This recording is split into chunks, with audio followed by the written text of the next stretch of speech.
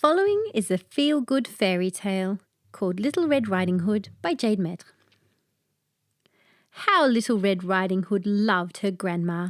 She was the nicest grandma in the world. She smelled like flowers and chocolates, and when she gave cuddles, it was like the entire planet wrapped around you and made you safe and warm. Little Red Riding Hood would have liked to live with Grandma, but Grandma had her own house on the other side of the garden. Little Red Riding Hood loved visiting Grandma at her little house. They would have orange juice and little cakes that Grandma would bake with honey and sprinkles.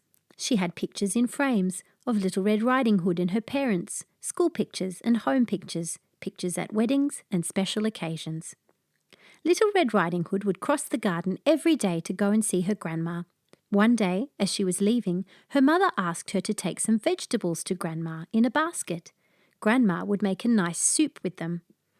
So Little Red Riding Hood took the basket of vegetables and skipped through the garden to Grandma's house. The poppies were out and the lavender. The sun shone everywhere and it was so very pretty. But when Little Red Riding Hood skipped around the tea tree bushes, she ran headlong into the big slobbery dog Oscar, who lived next door. "Hello," said Oscar. With his big rubbery lips he spoke like this.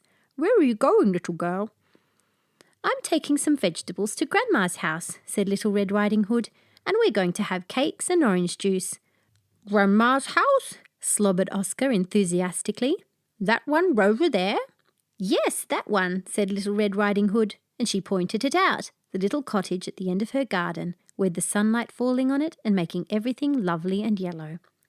"Look, squirrel!" barked Oscar, and Little Red Riding Hood looked behind her.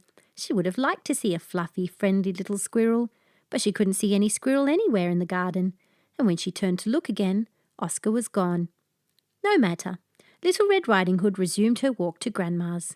Although Grandma was only at the bottom of her garden, it took her a long time because Little Red Riding Hood liked to stop so often along the way, smelling the lovely roses and jasmine and picking up pretty little stones she saw on the path.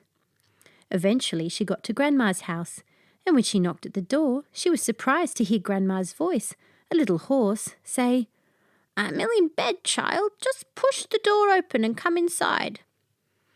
Little Red Riding Hood believed in being helpful, so she put the basket down and pushed the door herself. Then she picked the basket back up again and wandered in the door.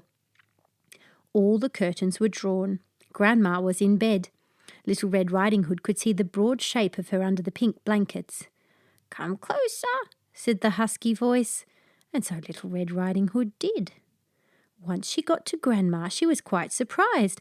Grandma looked very different to how she had just yesterday. "What big eyes you have, Grandma! What a hairy face you have, Grandma! What big teeth you have, Grandma!" At that moment, Grandma walked in the back door. "Oscar," she scolded, "get out of my bed and out of my clothes, dirty dog." Oscar looked very sorry.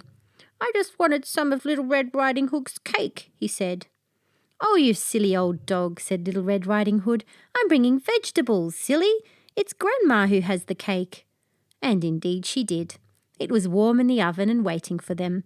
Grandma, Little Red Riding Hood and Oscar shared them all, and there was not one left. The end.